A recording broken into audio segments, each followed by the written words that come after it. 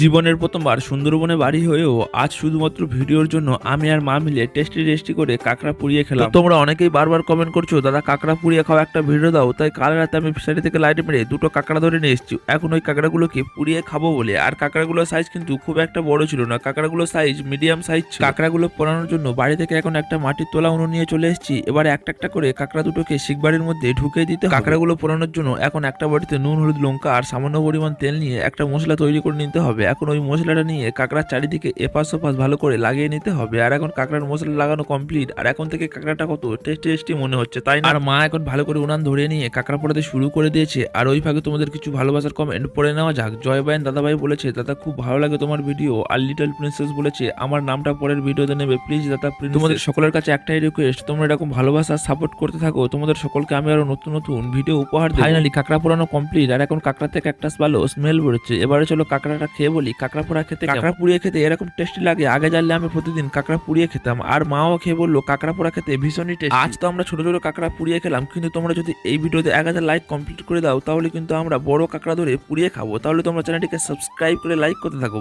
By.